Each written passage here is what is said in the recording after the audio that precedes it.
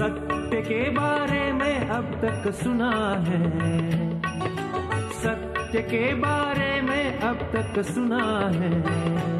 आया समय सत्य सुनने का खोजी, आया समय सत्य सुनने का खोजी। सभी को शुभेच्छा। हैप्पी थॉट्स तेज ज्ञान संदेश के इस भाग में हम आध्यात्मिक पुस्तकों का लाभ कैसे लिया जाए, इस संदेश द्वारा जानेंगे कि आध्यात्मिक पुस्तकों का पठन कैसे करना है, पठन का सही लाभ कैसे लेना है। साथ ही समझेंगे कि कौन सी पुस्तकें पढ़नी है और कौन सी नहीं, पठन को सही दिशा कैसे देनी है। इस विषय पर हम विस्तार से मार्गदर्शन प्राप्त करेंगे। प्यारे पढ़े लिखे खोजियों, आप सबको शुभेच्छा। Happy thoughts. जिसे पढ़ना आता है, लिखना आता है, उसे कहा जाता है पढ़ा लिखा है। मगर आध्यात्मिक पढ़ाई में इंसान पढ़ा लिखा है कि नहीं, ये जानना ज़रूरी है। आध्यात्मिक साक्षरता बढ़ानी चाहिए।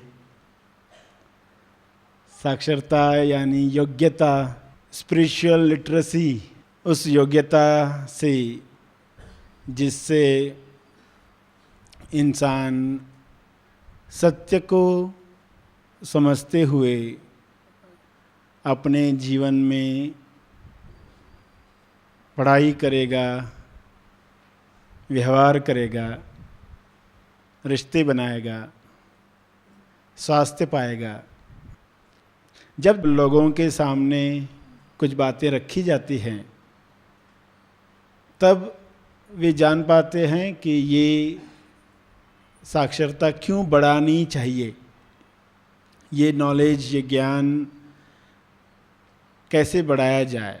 आज का विषय ही यही था, आध्यात्मिक पुस्तकों का महत्व, आध्यात्मिक साक्षरता का महत्व और आध्यात्मिक पुस्तकों का लाभ कैसे लिया जाए।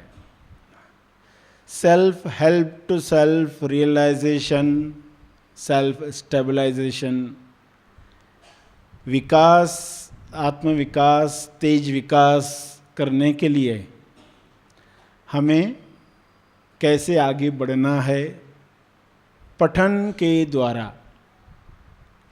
और इस पठन में आज तक लोगों ने क्या समझा है, क्या समझना चाहिए।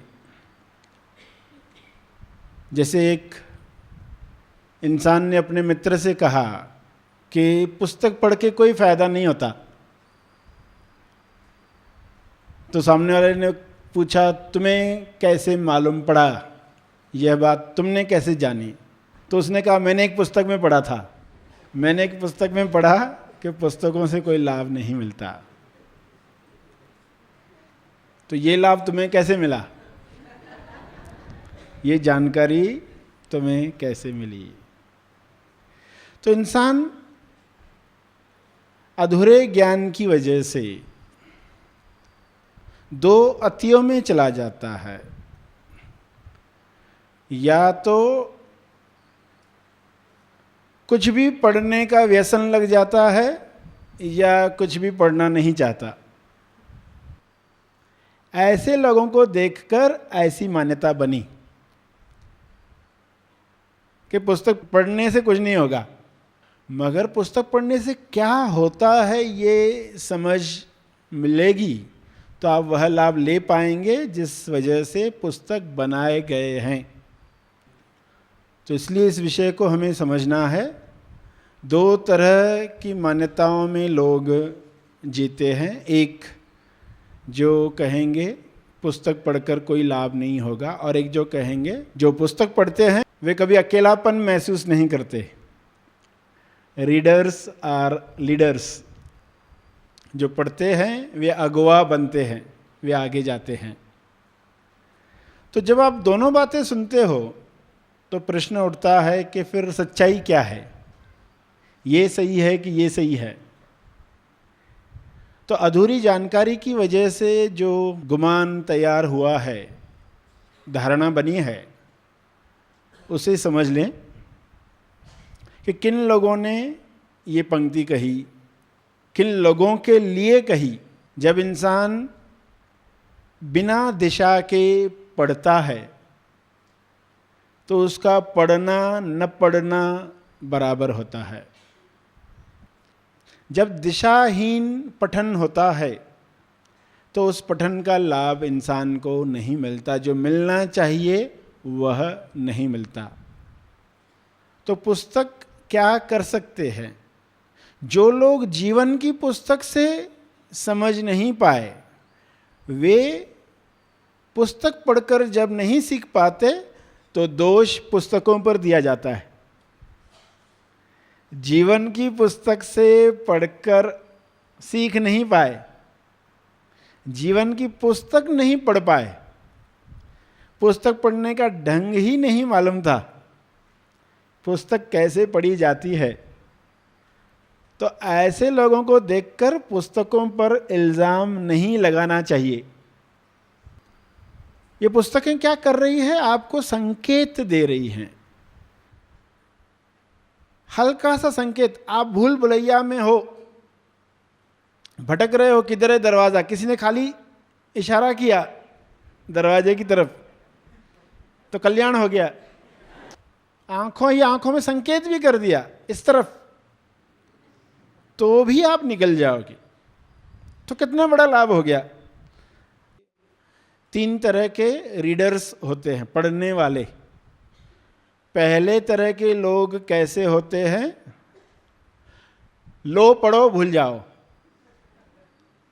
इनको क्या कहेंगे? लो पढ़ो भूल जाओ। पुस्तक लेंगे, पढ़ेंगे और भूल जाएंगे। घटना हुई न हुई बराबर है। पहले तरह के लोग, ये नहीं बनना है। दूसरे तरह के जो लोग हैं, जो लो पढ़ो फूल जाओ, लो पढ़ो फूल जाओ, यानी उनका अहंकार बढ़ जाता है। मैं जानता हूं, जानकारी मिल गई ना। लो पढ़ो फूल जाओ, हर एक को बताते फिरेंगे, तुमको मालूम नहीं है दुनिया कब खत्म होने वाली। मैंने एक पुस्तक में ऐसा पढ़ा है। तो कौन सी पुस्तक नहीं पढ़नी चाहिए ये भी समझना है आपको। जो अहंकार बढ़ाती है, जो अंधकार बढ़ाती है, तो लो पढ़ो फूल जाओ। जो रीडर्स होते, सिर्फ जानकारी मिल गई, आप इस जानकारी को पावर समझकर लोगों पर शासन करना चाहेंगे। दूसरे तरह के लोग। तीसरे तरह के लोग जो है, लो पढ़ो डूब जाओ, लो पढ़ो डूब जाओ। जैसे रसगुल्ला चाशनी में डालते हो, वो उसमें डूब जाता है, चाशनी ही बन जाता है। रसगुल्ला चाशनी में, चाशनी रसगुल्ले में, दोनों एक दूसरे में आ गए। तो कुछ लोग वो पढ़ेंगे तो वो उनके जीवन का अंग बन जाएगा, वह चीज उनमें आ गई। लो पढ़ो डूब जाओ, सराहना होती। जिन लोगों ने ऐसे कुछ धार्मिक पुस्तक पढ़े तो वो उसकी वो सराहना करते रहते। जब जीवन का अंग बनने लगता है तो वो सराहना उठती है। जितना उपयोग होते जाएगा, जितना अमल शुरू हो जाएगा, उतना ही वे देखेंगे कि वे तीसरी तरह के लोग कहलाएंगे। तो हमें कैसे कार्य करना है? यानी जो पुस्तक हम पढ़ रहे हैं उसका मनन उस हाइट पर हो ताकि अमल शुरू हो जाए। सही मनन हुआ या नहीं हुआ, इसका मापदंड क्या है? जब मनन अमल में बदल गया। मनन जब अमल में बदल गया तो आपका मनन पूर्ण हुआ। जिस चीज पर आप मनन कर रहे थे उसकी इतनी गहराई समझी कि वो अमल होने लग गया। संदेश का शेष भाग छोटे से अंतराल के बाद। महा आसमानी निवासी शिविर मनन आश्रम पर आयोजित किया जाता है। इस 5 दिवसीय शिविर में खोजी केवल सत्य श्रवण द्वारा आत्म साक्षात्कार की मंजिल तक पहुंचता है। इस यात्रा में खोजी कुछ नियमों और वचनों का पालन करते हुए हर दिन अंतिम सत्य की तरफ बढ़ते जाता है। स्वानुभव की इस यात्रा में खोजी को मैं कौन हूँ, इस पृथ्वी पर क्यों आया हूँ, मोक्ष यानी क्या मोक्ष इसी जीवन में संभव है? इन सवालों के जवाब अनुभव से प्राप्त होते हैं। सरश्री बहुत ही सीधे और सरल शब्दों में आज की भाषा में अंतिम सत्य को उजागर करते हैं। अब आइए हम एक खोजी से इस शिविर के बारे में उनके अनुभव जानें। मैं सुबेदार नार सिंह राजस्थान से आया हूँ। मेरा एक एक्सपीरियंस है। मैं करीब जी जागरण के अंदर 7 साल पहले आपका उपदेश सुना था। सिर्फ 15 मिनट का उपदेश, वही मेरी ज़िंदगी को चेंज कर दिया। प्रार्थना बीज करके एक बुक थी और मेरे को एथलेटिक्स था। अच्छा, उसमें प्रार्थना बीज मैंने बुक पढ़ा। बुक पढ़ने के बाद मेरा एथलेटिक्स बिल्कुल गायब हो गया और मैं बिल्कुल एकदम फिट हूँ अभी। वो एकदम फिट हूँ मैं। इसके लिए मैं लाख धन्यवाद देना चाहता हूँ गुरुजी। और जिस प्रकार से मैं यहाँ पे बहुत सी किताबें पढ़ी गुरुजी की, और किताबें पढ़ने के अंदर बहुत से कन्फ्यूज़न थे, वो सारे क्लियर हुए यहाँ पे। और सबसे बड़ी बात है कि जो मान्यताएं घूम रही थी शरीर के अंदर दुनिया भर की, सारी डिलीट हुई। इसके लिए थैंक यू गुरुजी। अब आइए हम संदेश का शेष भाग सुने। आप पंक्ति सुनते रहते हो, बिना मनन के हीरे भी कोयले हैं और बिना मनन के ग्रंथ भी उपन्यास हैं। बिना मनन के ग्रंथ भी उपन्यास हैं। वही धार्मिक पुस्तक जो लिखे ही गए हैं लोगों को सत्य बताने के लिए, वे मात्र उपन्यास बनकर रह जाते हैं। तो ग्रंथ भी उपन्यास बन जाए अगर लोग आध्यात्मिक साक्षरता नहीं जानते, आध्यात्मिक पुस्तक कैसे पढ़ें इसका तरीका नहीं जानते, ऐसे उलझ सकते हैं। तो जहां मनन अमल में कन्वर्ट हो जाए, ये टॉपिक आपने पढ़ी है, यानी अब आप उस टॉपिक से संबंधित बातों से क्लियर हो गए, आपके लाइफ में वो दिखने लग जाएगा। रिश्तों पर पुस्तक पढ़ी, स्वास्थ्य पर पुस्तक पढ़ी, ध्यान पर पुस्तक पढ़ी, अब वो आपके जीवन में उतरने लग गया, तो आप लाभ ले पा रहे हैं। यानी जो विषय आप सीखना चाहते हैं उसे पढ़कर उसकी इतनी गहराई में जाएं कि वो हमारे जीवन का अंग बने, तो सही पुस्तकों का लाभ, तब आप कहोगे पुस्तक लाभ देते हैं, तेज लाभ देते हैं। वरना लाभ के चक्कर में लोग नफ़ा नुकसान सोचने लगते तो उनका तेज लाभ नहीं होता, उल्टा अहंकार बढ़ जाता। मैंने इतनी पुस्तकें पढ़ी है, शेल्फ में देखो हमारे, तो उल्टा काम हो गया।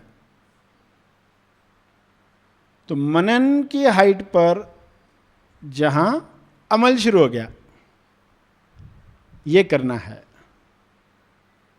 यानी पुस्तक पढ़कर जीवन की पुस्तक पढ़ना आ गया, तब लाभ हो गया। पुस्तकें पढ़कर आत्मविकास पर, सेल्फ रियलाइजेशन, सेल्फ स्टेबलाइजेशन, आध्यात्मिक पुस्तकें पढ़कर जीवन की पुस्तक पढ़ना आ गया। ऐसे संकेत पकड़े, क्योंकि कई सारे संकेत दिए जाते हैं। कुछ बातें तो शब्दों में आ नहीं सकती जो सत्य से जुड़ी है, आध्यात्मिक सत्य जो मन के पार हैं, मन के पीछे। जब मन चुप होता तब वे प्रकट होते। ऐसे सत्य अगर आपको जानने हैं तो उनके लिए संकेत दिया जा सकता, शब्द नहीं दिए जा सकते। शब्द दिए भी गए तो आप अपना अर्थ पकड़ोगे। आपकी डिक्शनरी में जो अर्थ दिया गया है वो अर्थ पकड़ोगे, या कहोगे ये शब्द से तो मैं अनजान हूँ, इसका अर्थ क्या है मुझे नहीं मालूम। नया शब्द सुनोगे कहोगे कि ये अच्छा पुस्तक नहीं है। तो पुराने शब्द ही इस्तेमाल किए जाएंगे उन बातों को बताने के लिए जो मन के पार हैं, तो लोग अपना अर्थ निकाल कर फायदा नहीं ले पाएंगे। इसलिए बहुत ज़रूरी है कि हम जीवन की पुस्तक पढ़ पाएं, इसके लिए ये पुस्तक पढ़ रहे, लक्ष्य क्लियर हो। ये पुस्तक पढ़कर कोई ज्ञानी बना रहा है आपको, ऐसा नहीं है। इन पुस्तकों से आपको संकेत दिया जा रहा है, ये संकेत पकड़ लिया, दिशा में चल पड़े, सही दिशा में चल पड़े, तो ये भरपूर लाभ हो गया। जो पढ़ने जा रहे हैं उनको मालूम होना चाहिए कि मेरा पठन कैसे हो रहा है। टारगेट क्या है आध्यात्मिक पुस्तकों का? तेज गेट बने जिसमें वो दो अतियों से मुक्त होकर पार जा पाएं। दो अतियों से यानी जैसे एक अति इंसान की दुख की है, सुख की है, दोनों अतियों को लेकर उसके पार जा पाएं। लेफ्ट ब्रेन राइट ब्रेन, दो अतियां हैं, लेफ्ट ब्रेन राइट ब्रेन को लेकर उसके पार जा पाएं। तो left brain right brain bright brain. Bright brain क्या है? दो के पार, वरना अतियों में इंसान चला जाएगा। जैसे कहा कुछ भी पढ़ेगा या कुछ नहीं पढ़ेगा, ये दो अतियां। कुछ भी पढ़ना व्यसन, सिगरेट का जैसे व्यसन होता है, कुछ भी पढ़ना और कुछ नहीं पढ़ना। तो ऐसा ना हो जाए, तो दोनों को लेकर उसके पार कैसे जाएं, जीवन मृत्यु दोनों को लेकर पार कैसे जाएं, महाजीवन की तरफ कैसे जाएं। सन्यासी संसारी दोनों को लेकर उसके पार कैसे जाएं। आकार निराकार दोनों को लेकर उसके पार कैसे जाएं। ज्ञान और भक्ति दोनों को लेकर उसके पार कैसे जाएं। तो ये दिशा दी जा सके तो पुस्तकों का भरपूर लाभ होगा, संकेत होगा, मनन टूल होगा, दिशा होगी। तो इस तरह आज जो बातें आपके सामने रखी गई, क्या आप इनका लाभ लें। और कौन सी पुस्तकें नहीं पढ़ें?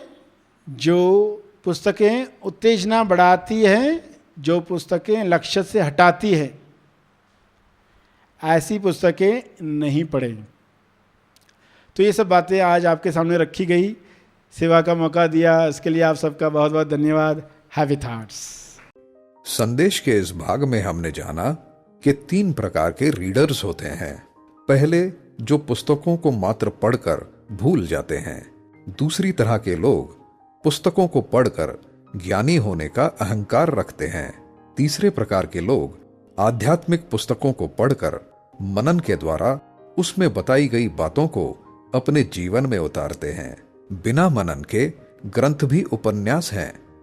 आध्यात्मिक पुस्तकें हमारा होश, जागृति बढ़ाकर जीवन लक्ष्य की ओर चलने का संकेत देती हैं। दिशायुक्त पठन हमें सत्य की ओर ले जाता है। हमने समझा कि उत्तेजना तथा अहंकार बढ़ाने वाली पुस्तकों से हमें दूर रहना है।